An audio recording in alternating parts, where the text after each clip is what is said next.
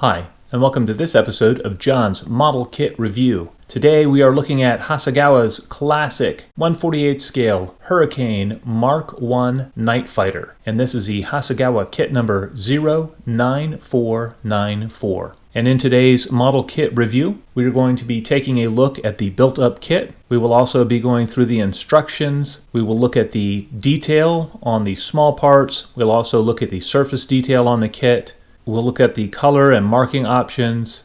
We'll look at the clear parts. We'll also look at the exterior detailing on the kit and some potential problem areas to watch out for on this particular kit. This kit came out in the early 2000s. It features Hasegawa's beautiful box art, and included in the kit are markings for two different aircraft, and both of these are the ALK Hurricanes. Looking through the instructions, Step 1 really covers the cockpit interior, and there's really nice detail here. There's some framing detail on the sidewalls. The instrument panel is represented by some raised detail, and then there's a decal option if you wanted to put a decal on that part. I added some seat belts made out of plastic strip, and they really help to dress up what's visible through the cockpit interior. Step number 2 covers installing the nose on each fuselage half and then putting those together surrounding the cockpit interior. There's also some more detail painting on the sidewalls of the interior.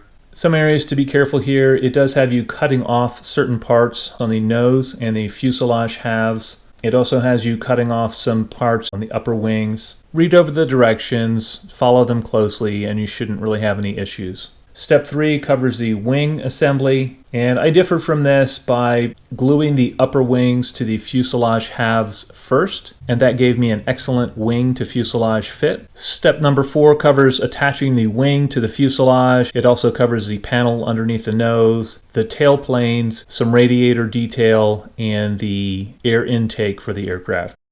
Step 5 covers assembling the landing gear. And step 6 is installing the landing gear into the aircraft. This is all pretty straightforward.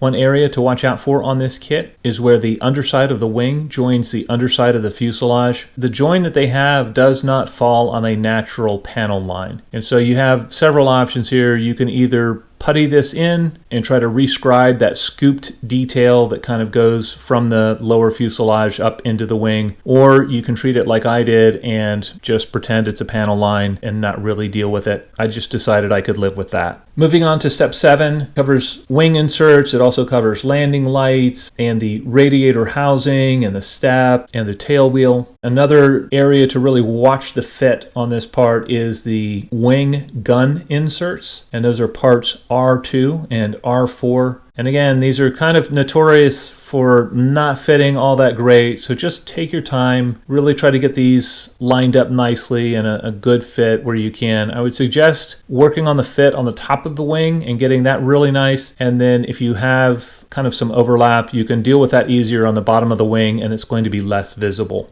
In step number 8, it covers mounting the exhaust. It also covers mounting the prop and some antennas. I took the time and actually hollowed out the ends of the exhaust as well, and those look nice. Finally, in step 9, it covers mounting the gun sight and the canopy section and the rear view mirror. The rear of the canopy covers part of the fuselage spine. It's really thinned down to allow the canopy to sit correctly. That's not really correct for the aircraft itself. The important part here is to paint the fuselage spine the exterior color of the plane. You don't want to paint that interior color. The decals themselves on this kit settle down perfectly. They behaved very well. They settled down under an application of Microsol and Microset, and I had no issues with them whatsoever. Unlike some earlier Hasegawa decals, these were not an ivory color to the white. They were more of the stark white, and I really appreciate that. The surface detail on this kit is restrained. What is there is fairly accurate. There's not a lot of rivet detail. Some people complain that the fabric detail on the rear fuselage is a little bit overdone. I really didn't have an issue with it, and it doesn't look bad to me.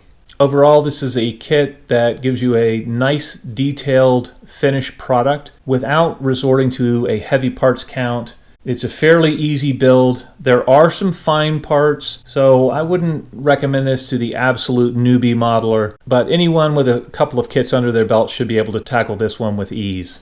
I will be doing some comparison between this kit and Airfix's 1/48 scale Hurricane in future episodes, so stay tuned for that. This was really an enjoyable build for me.